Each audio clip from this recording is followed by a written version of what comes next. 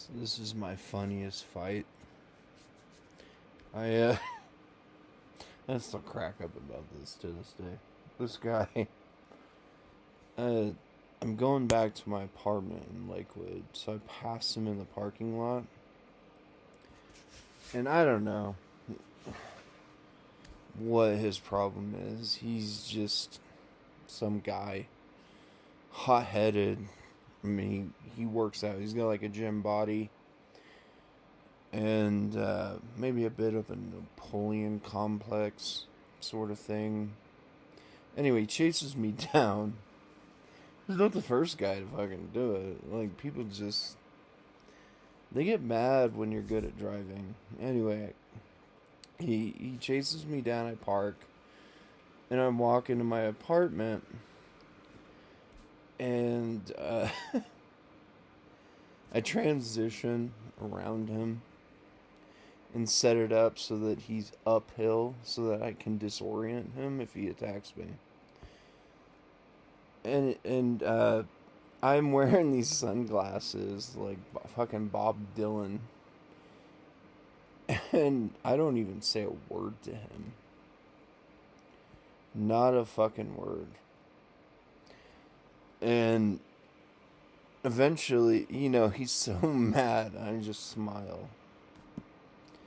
He grabs my throat, right?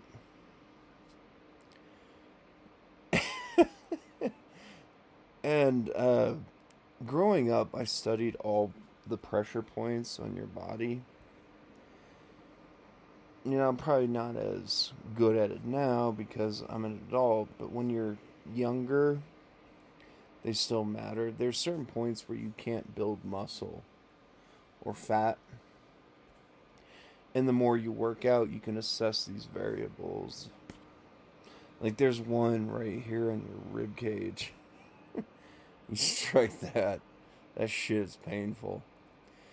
And you can't build muscle there. You don't build fat there. And anyway, so he grabs my throat, right? So I take my key, and there's a pressure point on your wrist that it's so funny. He this big muscly fucking guy. I mean, he's a little shorter than me, but that dude's been spending so much time in gyms. I hit that fucking point with my key, and I just smile at him and hit that. He goes, he gives me like this scared look and makes a funny sound, and then he just apologizes and walks away, goes back to his car, and left me a joint, like the cheapest thing that you could buy. I didn't smoke the fucking thing. And and like a little note apologizing because he realized he fucked up. Like, I'm gonna take that key and I'm gonna kill you. Like, I used to carry around like an explicit set of keys. One was an old Volcom, one that was like it it was basically a small dagger that you could loop your finger in and use to, if you needed a puncture at the jugular or something on a quick strike. So, you got this guy, he's grabbing me, and we're open, and you can do stuff like that and accelerate your arm with force. And you don't need to go that far. It wasn't life-threatening. It was just some jackass being a jackass. I've dealt with bullies so much in my life that it doesn't matter. It's all in good fun in the long run. But my father, I tell him the story, and he's like, "What the fuck did you do?" And he's like, "Okay, grab my throat."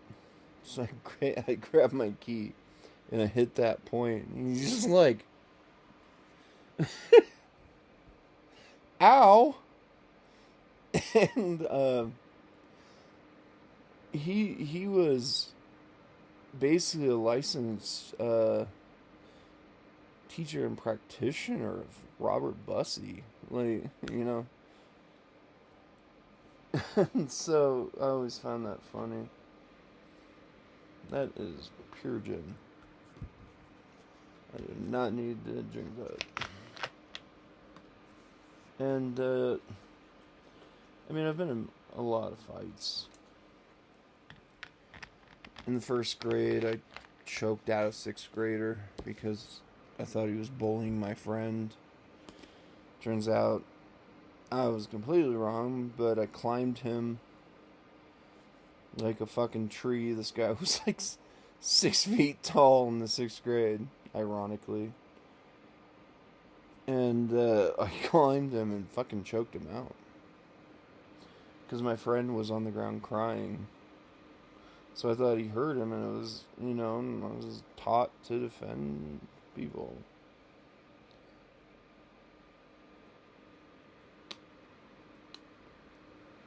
Turns out that was the wrong choice to make. I'm a first grader. I'm like, I almost died that year, too. That was funny. There was all sorts of shit that went wrong in my life, but, you know, people don't like heroes. You gotta be silent and invisible if you're gonna do something that is perceptively right.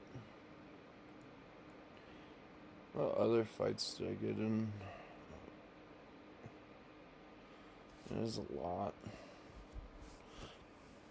We had this kid in school.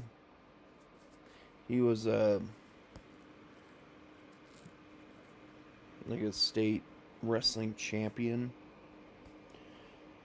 and he was the strongest kid in our school all the way through. It didn't matter what grade, he was stronger than everybody. This guy was like on fucking steroids, basically. And he threw me one time. We had this game that we would play that was basically rugby. And it was called ground ball, but it was basically rugby. It's just that the goal was whoever had the ball at the end of recess was the winner. But the whole thing, the whole game was just like, let's just beat the shit out of each other. That fucking guy threw me so hard, and he was a state champion. He even beat my cousins. They were state champions. And he threw me so hard that he hyperextended my elbow. And you can see it it bends, it hyperextends compared to this one.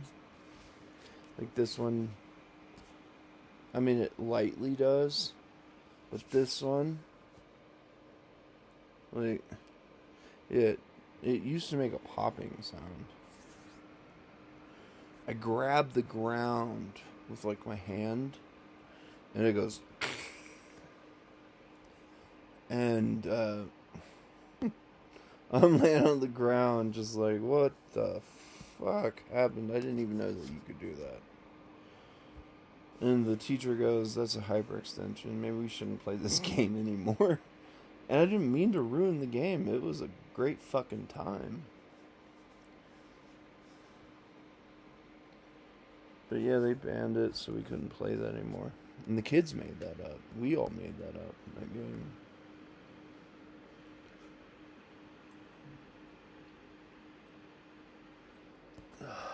That was fun.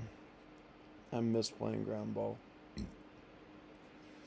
It was basically like Smear the Queer, rugby, and then your goal was to be the person that had the ball at the end of recess. And we just beat the shit out of each other.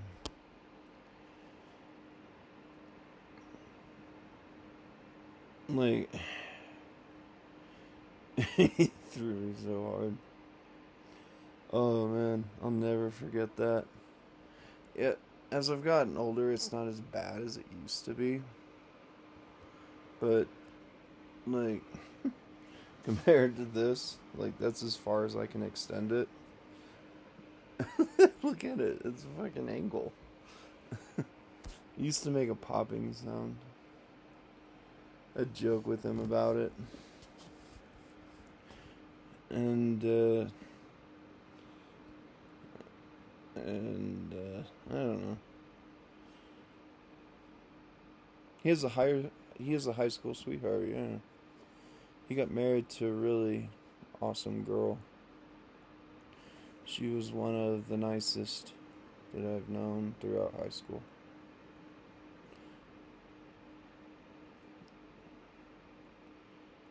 Uh,